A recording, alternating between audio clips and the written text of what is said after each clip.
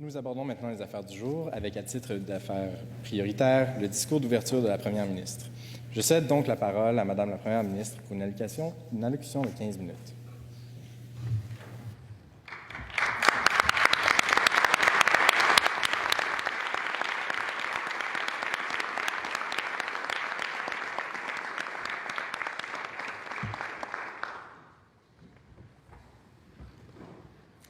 Merci, Monsieur le Président. C'est un privilège pour moi de pouvoir ouvrir cette 70e législature du Parlement jeunesse du Québec. J'aimerais commencer par faire quelques remerciements. D'abord, merci à notre honorable lieutenant-gouverneur, Mme Émilie Nicolas. L'importance qu'elle a abordée, en fait, l'importance d'encourager les autres et comment ça peut vraiment changer des vies, et aussi sur l'importance de devoir faire évoluer nos traditions pour que tout le monde puisse se sentir à l'aise et rendre tout le monde à l'aise. Je la remercie sincèrement pour ces mots inspirants. J'aimerais aussi dire merci à nos partenaires principaux, l'Assemblée nationale du Québec, qui nous permet une fois de plus de siéger dans ce lieu historique, le directeur général des élections qui œuvre, comme nous, à promouvoir les valeurs démocratiques de la société québécoise. J'aimerais aussi remercier plusieurs des personnes, en fait, sans qui la simulation ne pourrait pas avoir lieu. Le comité exécutif avec qui j'ai eu le privilège de travailler cette année, l'immuable Simon, Albert, Nicolas et Émilie. Les membres du conseil d'administration qui ont su appuyer avec entrain l'organisation de la simulation. Les quatuors législatifs et particulièrement le conseil des ministres qui ont travaillé avec diligence pour préparer des projets de loi qui seront débattus dans les prochains jours. Chers ministres, c'est maintenant à vous de jouer. Je ne peux pas omettre de remercier aussi la grande communauté d'anciens et d'anciennes qui ont façonné le PJQ tel qu'on le connaît. C'est grâce à eux et elles si la simulation tient toujours aujourd'hui.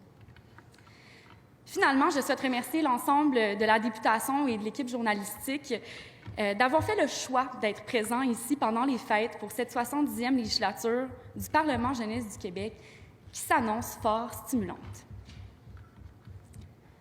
Monsieur le Président, cela fait maintenant 70 ans qu'une centaine de jeunes à chaque année se rencontrent pour discuter de politique publique dans un contexte non partisan, pour découvrir le fonctionnement de nos institutions démocratiques et développer leur pensée critique ainsi que leur ouverture d'esprit.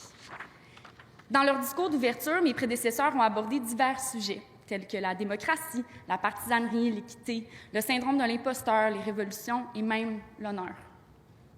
Monsieur le Président, j'y vois dans cette variété de sujets un indicateur de la richesse des perspectives qui sont présentes au PJQ année après année. On dit souvent que le Parlement jeunesse du Québec est une institution qui est plus grande que les individus qui y sont. Par contre, je ne peux m'empêcher de penser que le PJQ a d'une certaine façon été construit par l'apport de chaque individu qui y a participé, des choix qu'ils y ont faits et des actions qu'ils y ont posées. Comme toute institution, le Parlement jeunesse du Québec évolue et change au rythme des générations et des diverses vagues de gens qui participent à cette simulation. À chaque nouvelle génération de participants et participantes, le PJQ se construit et les gens qui se trouvent dans cette institution évoluent eux-mêmes et se construisent eux aussi au fil de leur participation à la simulation. Vous serez en accord avec moi, Monsieur le Président, au PJQ, comme dans notre quotidien, on se retrouve parfois à vivre des bouleversements importants qui nous amènent à se questionner sur nous-mêmes, les autres et la société. Cette période de questionnement peut même mener, dans certains cas, à un spleen profond, une mélancolie viscérale, voire un mal de vivre.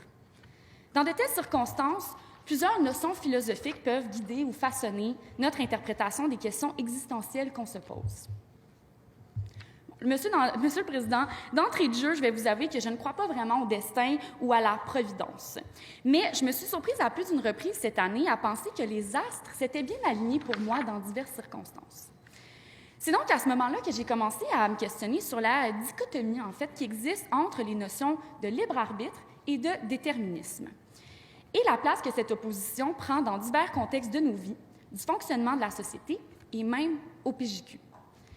Je vais commencer par me pencher sur ce que sont le libre arbitre et le déterminisme, parce que je ne sais pas pour vous, Monsieur le Président, mais moi, mes connaissances en philosophie n'en tiennent qu'à mes cours de cégep. Le libre arbitre. Le libre arbitre, en fait, c'est la notion que l'humain peut se déterminer librement dans divers cours d'action possibles et sans coercion. La notion de libre arbitre se base donc sur un impératif important, celui de la liberté. Mais c'est quoi donc la liberté? Évidemment, on pourrait passer les 5 prochains jours à en discuter, mais je vais me contenter de définir la liberté comme un concept qui désigne l'aptitude des individus à exercer leur volonté. Le libre arbitre, c'est donc pouvoir exercer sa volonté lorsque confronté à divers cours d'action sans contrainte. Grosso modo, être libre de ses choix. Mais une question s'impose alors. Sommes-nous réellement libres de nos choix si les choix qui nous sont présentés ne sont pas vraiment des choix, mais bien des finalités qui nous sont imposées par diverses contraintes sociales, matérielles, financières ou logistiques? Cette question est en fait la prémisse de la critique principale du libre arbitre, qui est le déterminisme. Le déterminisme, lui, postule que l'humain n'est jamais face à de réels choix, mais bien une série de coercions qui obligent les individus à poser des actions. En somme, c'est dire que l'on est déterminé à être ce que l'on est et ce que l'on deviendra en fonction de notre contexte socio-économique et des circonstances dans lesquelles on se trouve. In other words, a deterministic thinking could lead oneself to feel helpless as to their role in a given situation or even in society, believing that everything is too complex or unfair and that, in any case, nothing can be changed because the subsequent actions are already determined. Mais dans cette même situation, si un individu décide de faire un choix et d'amorcer un cours d'action qu'il croit bon ou meilleur, ce dernier endossera plutôt le libre arbitre. Bien que rien ne garantit que son cours d'action sera meilleur ou aura des conséquences favorables, cet individu aura exercé sa liberté. Parce qu'au final, si on rejette entièrement la notion de libre arbitre pour adhérer pleinement au déterminisme, on rejette par le fait même que nous sommes libres d'une certaine façon. J'aimerais citer la philosophe Hannah Arendt sur ce point. Nous sommes libres de changer le monde et y introduire de la nouveauté. Sans cette liberté mentale de reconnaître ou de nier l'existence, il n'y aurait aucune possibilité d'action. Monsieur le Président, j'aime penser que l'humanité s'est en quelque sorte construite sur des possibilités d'action et sur la volonté de faire des choix en ce sens. Et je pense que le PJQ s'est aussi construit ainsi. Ce que j'essaie de dire, Monsieur le Président, avec toute cette réflexion sur des concepts philosophiques, c'est que bien sûr, la vie, ce n'est pas simple et qu'il faut nuancer le tout. On peut à la fois adhérer et croire au libre arbitre et au déterminisme de façon simultanée.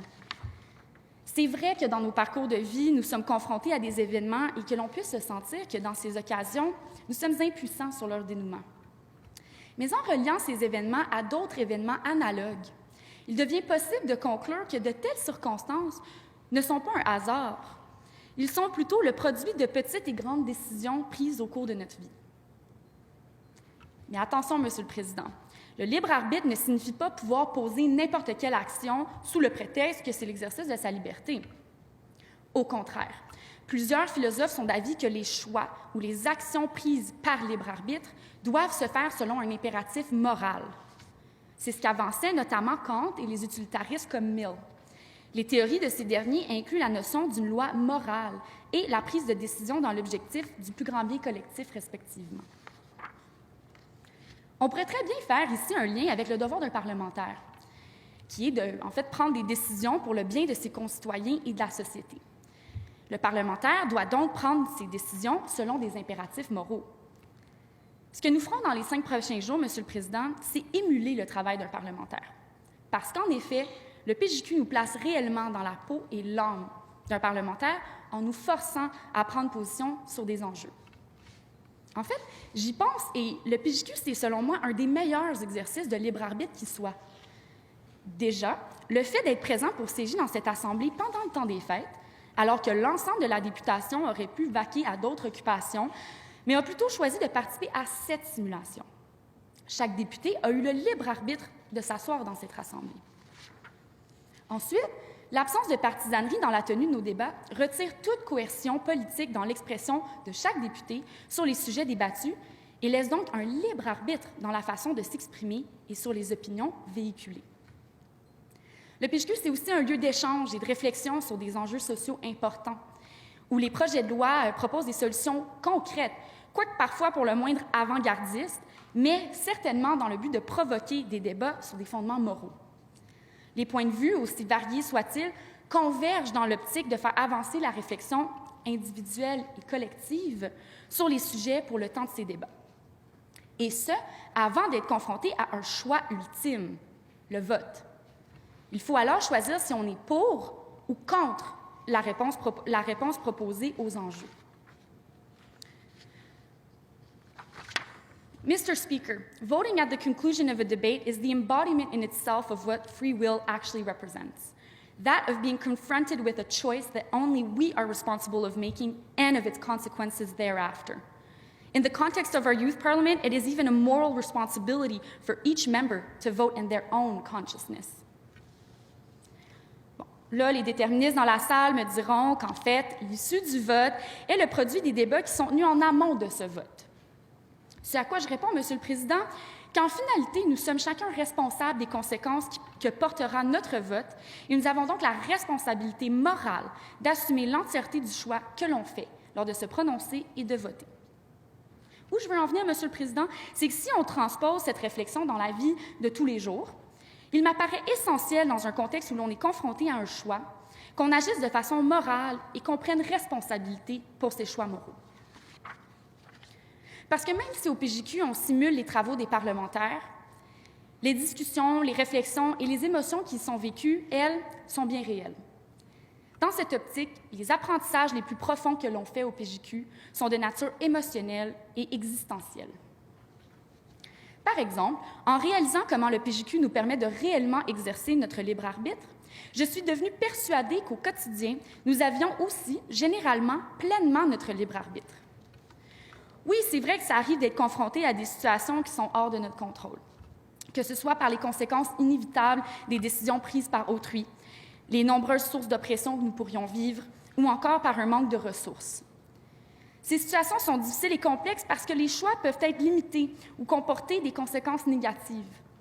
Mais il faut être conscient que nous avons une tendance à voir dans ces situations plutôt une absence de choix. Ainsi, le sentiment de ne pas avoir de contrôle sur ces situations est exacerbé parce qu'on se résigne à voir une absence de choix comme une fatalité. Mais dans ces situations, nous avons en fait le plein contrôle sur notre perception et notre interprétation cognitive de ces événements. C'est-à-dire que si nous assumons certains choix que nous avons faits, on réalise que les conséquences qui en découlent sont en fait une résultante de nos propres choix. Lorsqu'on vit une période de bouleversement et de questionnement importants, nous ne savons jamais ce que l'avenir nous réserve, ni les choix qui nous seront présentés. Une chose est certaine, nous savons que des choix nous seront présentés. L'important, c'est qu'en toutes circonstances, nous devons assumer ces choix, car ils nous semblaient être les meilleurs et les plus moraux.